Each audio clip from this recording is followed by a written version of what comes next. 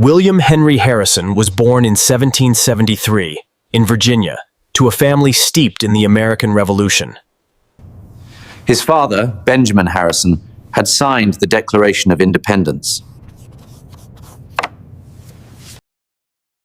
At first, William pursued studies in medicine. But the call of the frontier and military service drew him westward.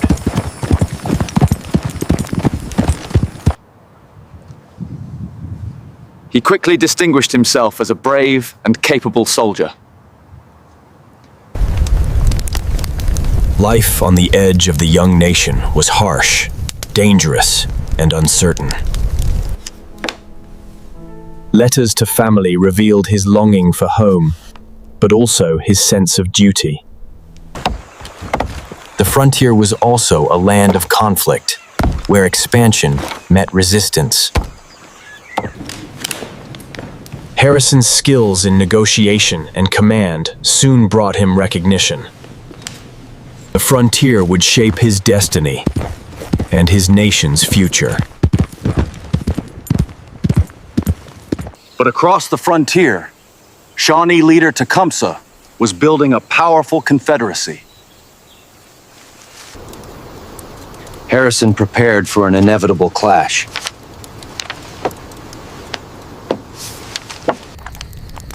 In 1811, at Tippecanoe, the battle was about to begin.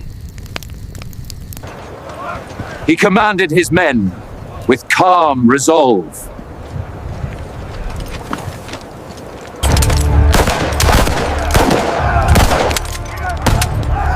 The fighting was fierce and costly.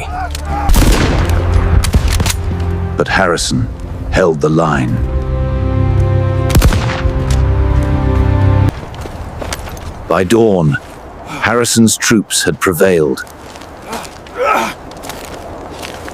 Tippecanoe made him a national hero.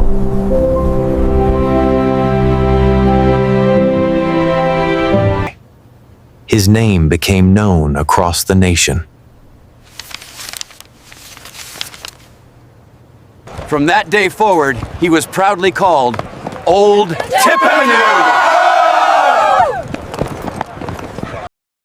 After his military career, Harrison turned to politics. He was elected to Congress, representing the frontier voice in the nation's capital. He worked to secure land and resources for settlers.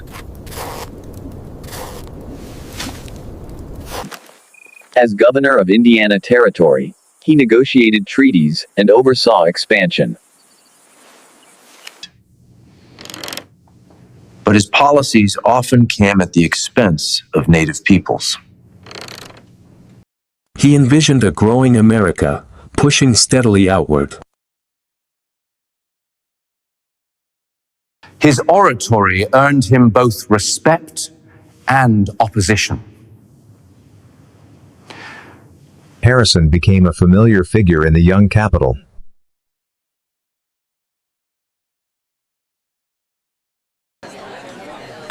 Behind the public figure was a devoted husband and father of 10 children. His service in Congress and diplomacy built his national reputation. In 1828, he served briefly as U.S. Minister to Colombia. But the post proved short and troubled.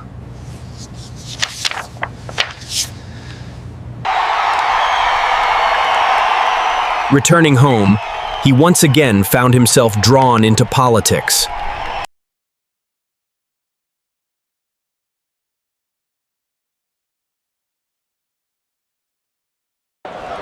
By the 1830s, his popularity made him a natural candidate.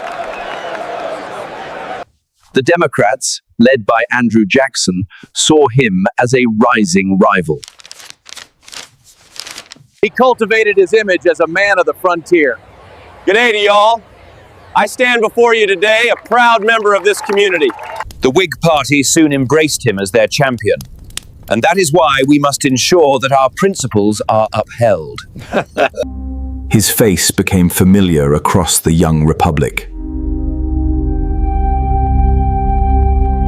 William Henry Harrison was ready for the national stage.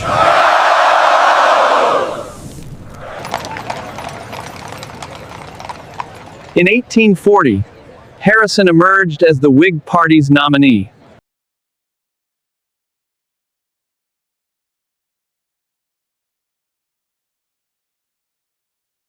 The slogan Tippecanoe and Tyler too swept across the nation.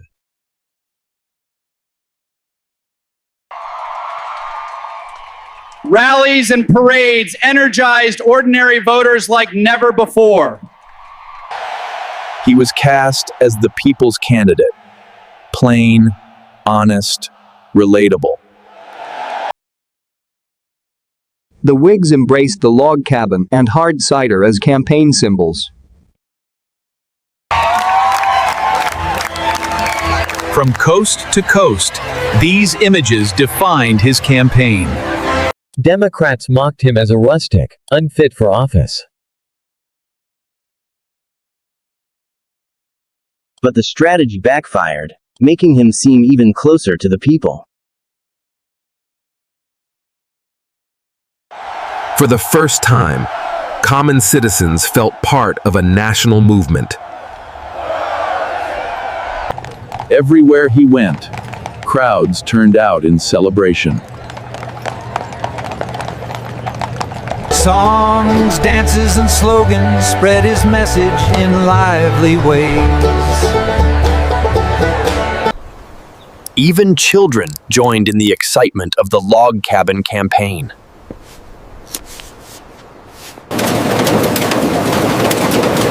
It was the most organized political marketing America had ever seen.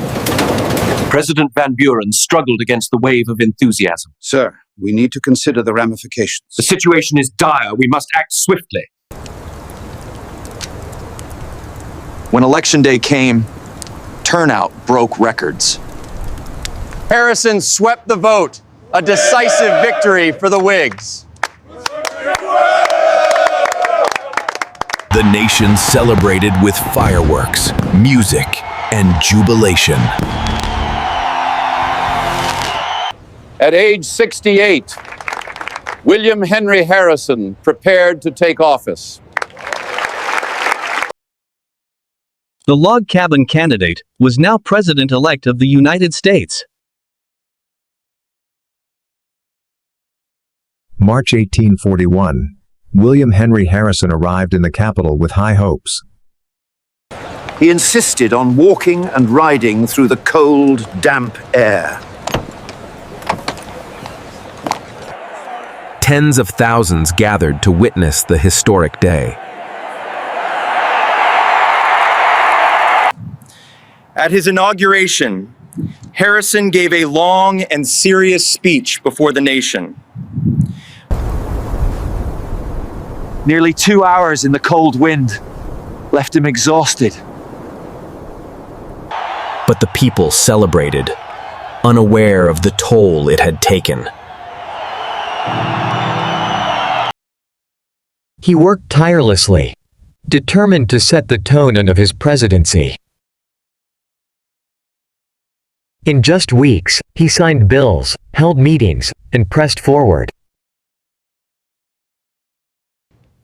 He sought balance, avoiding extremes and urging unity. But illness soon struck, worsened by fatigue and exposure.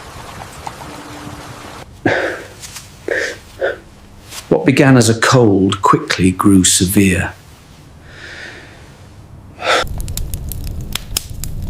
Doctors tried every remedy of the day, to little avail. In his final days, Harrison stayed surrounded by his family, the room filled with quiet concern. Just 1 month after his inauguration, tragedy came. William Henry Harrison passed away after only 31 days in office. The nation was stunned by its shortest presidency.